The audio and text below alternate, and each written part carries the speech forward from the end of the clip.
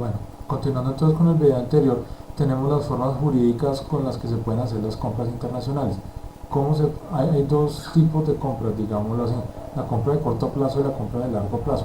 La compra de corto plazo se hace mediante una solicitud de una compra directa, que generará una factura, mientras que una compra a largo plazo sí se tiene que hacer mediante un documento que se llama contrato. ¿Qué tipos de contratos podemos nosotros utilizar? Un contrato de licencia. Un contrato de licencia es aquella que transfiere de una empresa a otra el uso de materiales intangibles. Normalmente estos son, digamos, el software, cosas como esa que no se pueden tocar pero que pertenecen a una empresa y son utilizadas por otra.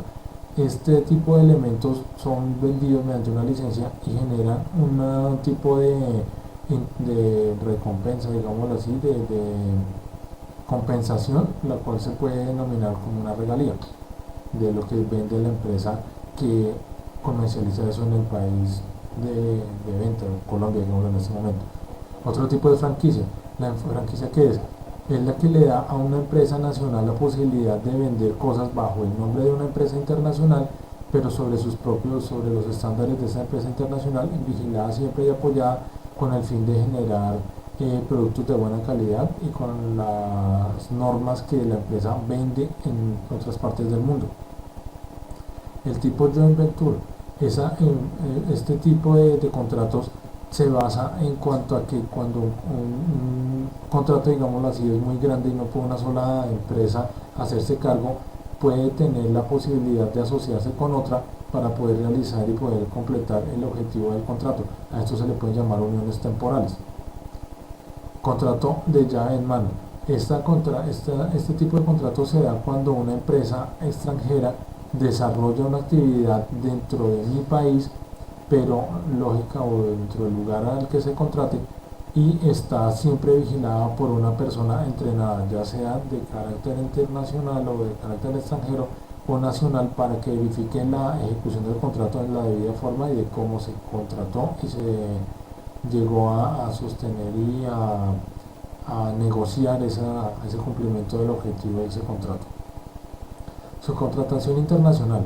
Cuando una empresa que ganó un contrato, digámoslo así, viene a desarrollar las actividades de ese contrato, pero se da cuenta que hay alguna actividad con la cual ella no puede cumplir, tiene toda la posibilidad de contratar o subcontratar, digámoslo así, otra empresa para que cumpla con ese objetivo específico para poder llegar a darle cumplimiento a un objetivo general que es el del contrato y no de quedarle mal, digámoslo así, a esa persona con la cual se generó la negociación, pero y se puedan generar cláusulas de incumplimiento o algo así. Entonces se puede subcontratar a otra empresa para que cumpla con eso que yo como contratista general, digámoslo así, no puedo cumplir. Contrato de agencia o representación. Esta es en la cual la empresa internacional utiliza un intermediario para poder comercializar sus productos aquí en este país o cumplir con un objetivo al cual se comprometió aquí en este país, mediante una persona que esté vigilando que lo que se está desarrollando, lo que se está llevando a cabo es lo que efectivamente se contrató. Las sucursales.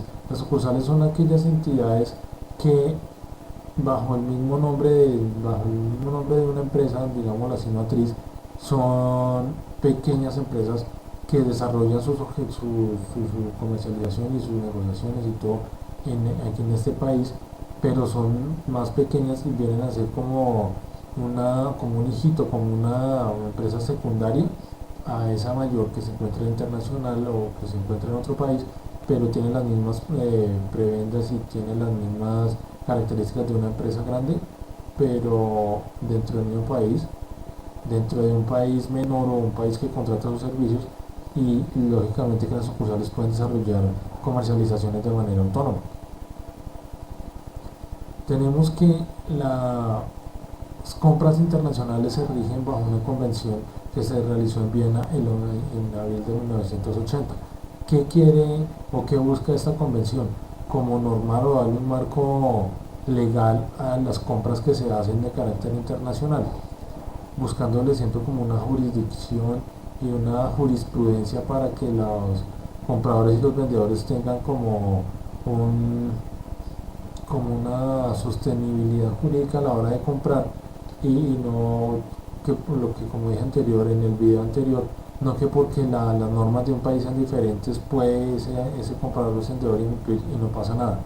Entonces digamos que la convención lo que hace es como normar cómo se debe hacer una compra internacional y sobre qué criterios se puede entrar a verificar los cumplimientos o incumplimientos y cómo se puede ayudar a esa persona que se ve afectada por un incumplimiento. Entonces, ¿qué pide la convención? Pide como primero, como primer medida, que tiene que existir un formato de contrato. Se tuvo que haber surtido una etapa de oferta. ¿Qué es la etapa de oferta?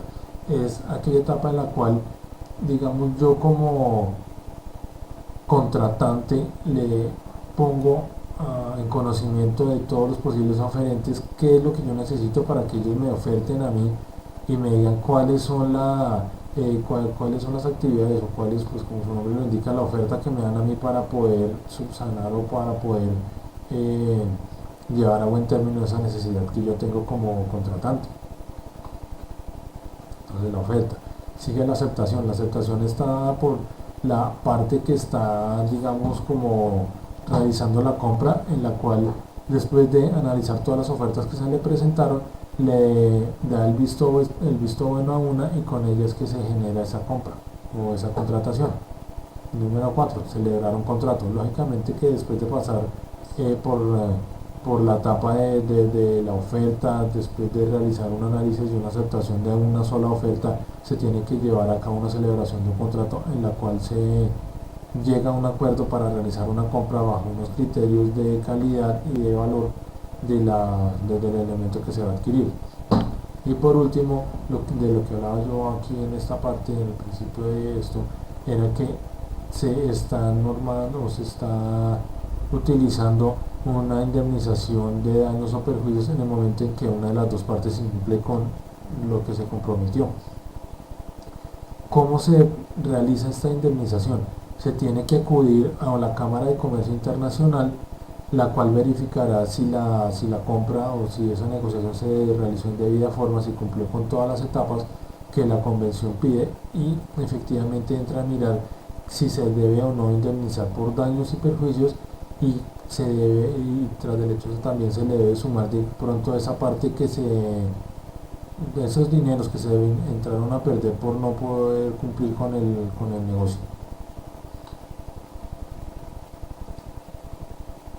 Los principales documentos utilizados en las compras internacionales, ¿cuáles son? Tenemos como número 1, se tiene que tener una lista de precios, lógicamente porque con esa lista de precios es que uno verifica qué es lo que va a comprar. Número 2, se debe haber tenido una cotización. ¿La cotización qué es? Es tener varias, digamos así, varias listas de precios de varios proveedores sobre los cuales puedo yo generar un análisis de ese mercado y con base en la cotización entrar a verificar con cuál de las empresas es que volvió a hacer la negociación. Número 3, otro elemento que se tiene, que son los pedidos u órdenes de compra.